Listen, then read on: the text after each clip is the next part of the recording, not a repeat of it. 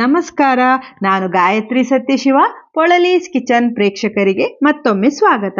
ಇವತ್ತಿನ ವಿಡಿಯೋದಲ್ಲಿ ಬೇಸಿಗೆಗೆ ಹೊಟ್ಟೆಯನ್ನು ತಂಪಾಗಿರಿಸುವ ಮೊಸರವಲಕ್ಕಿ ರೆಸಿಪಿಯನ್ನು ತೋರಿಸ್ತಾ ಇದ್ದೇನೆ.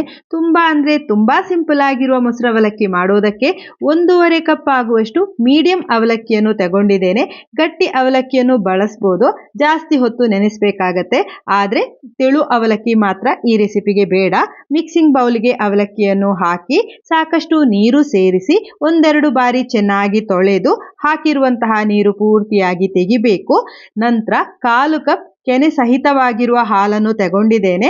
ದಪ್ಪ ಅವಲಕ್ಕಿ ಆದರೆ 1/2 ಕಪ್ ಹಾಲು ಹಾಕಿ ಕೆನೆಯನ್ನು ಒಂದ್ಸಲ ಚೆನ್ನಾಗಿ ಹಾಲಿನೊಂದಿಗೆ ಬೀಟ್ ಮಾಡಿ ತೊಳೆದಿಟ್ಟ ಅವಲಕ್ಕಿಗೆ ಹಾಕಿ ಮಿಕ್ಸ್ ಮಾಡಿ 15 ನಿಮಿಷ ಮುಚ್ಚಳವನ್ನು ಮುಚ್ಚಿ ಹಾಗೇ ಬಿಡಿ. ಗಟ್ಟಿ ಅವಲಕ್ಕಿ ಆದರೆ ಜಾಸ್ತಿ ಹೊತ್ತು ನೆನೆಸಬೇಕು.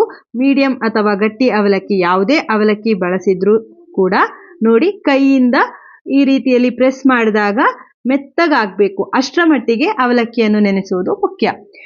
ಅಂದಾಜು 300 ml ನಷ್ಟು ಬೀಟ್ ಮಾಡಿರುವ ಮೊಸರನ್ನು ನೆನೆಸಿರುವ ಅವಲಕ್ಕಿಗೆ ಹಾಕಿ ಚೆನ್ನಾಗಿ ಮಿಕ್ಸ್ ಮಾಡಿ ರುಚಿಗೆ ತಕ್ಕಷ್ಟು ಉಪ್ಪು ಸೇರಿಸಿ ಕಲಸಿ. ನೋಡಿ, ಕಲಸಿರುವ ಅವಲಕ್ಕಿ ಇಷ್ಟು ತೆಳುವಾಗಿರಬೇಕು. ಇನ್ನೊಂದು ಒಳ್ಳೆಯ ಒಗ್ಗರಣೆಗೆ 2 ಚಮಚ ಎಣ್ಣೆ ಅಥವಾ ತುಪ್ಪ ಹಾಕಿ, 1/2 ಚಮಚ ಸಾಸಿವೆ, 1/2 ಚಮಚ ಉದ್ದಿನಬೇಳೆ, 1/2 ಚಮಚ ಕಡಲೆಬೇಳೆ, ಬೇಕಿದ್ರೆ ಒಂದು ಒಣಮೆಣಸಿನಕಾಯಿಯನ್ನು ಸೇರಿಸಿ ಬೇಳೆಗಳು ಕಂದು ಬಣ್ಣ ಬಂದು ಸಾಸಿವೆ ಚಟಪಟ ಅನ್ನುವಾಗ 1/4 ಚಮಚ ಜೀರಿಗೆ ಹಾಗೂ ಚಿಟಿಕೆ ಇಂಗು ಹಾಕಿ, ನಂತರ ಒಂದು ಹಸಿಮೆಣಸಿನಕಾಯಿ ಹಾಗೂ ಸ್ವಲ್ಪ ಕರಿಬೇವಿನ ಎಲೆ ಹಾಕಿ ಗ್ಯಾಸ್ ಉರಿಯನ್ನು ಆರಿಸಿ ಕಲಸಿರುವ ಮೊಸರನ್ನಕ್ಕೆ ಒಗ್ಗರಣೆಯನ್ನು ಸೇರಿಸಿ 4 ಟೇಬಲ್ ಚಮಚದಷ್ಟು ಚಿಕ್ಕದಾಗಿ ಕಟ್ ಮಾಡಿರುವ ಸೌತೆಕಾಯಿ ಹಾಗೂ 4 ಟೇಬಲ್ ಚಮಚದಷ್ಟು ದಾಳಿಂಬೆ ಹಣ್ಣನ್ನು ಹಾಕಿ ಕೊನೆಯಲ್ಲಿ ಸ್ವಲ್ಪ ಕೊತ್ತಂಬರಿ ಸೊಪ್ಪು ಉದುರಿಸಿ ಎಲ್ಲವನ್ನು ಚೆನ್ನಾಗಿ ಮಿಕ್ಸ್ ಮಾಡಿದರೆ ತಂಪಾಗಿರುವ ಮೊಸರವಲಕ್ಕಿ ರೆಡಿಯಾಗತ್ತೆ. ಮಾಡಿದ ತಕ್ಷಣವೇ ಇದನ್ನು ಉಪಯೋಗಿಸಬೇಕು.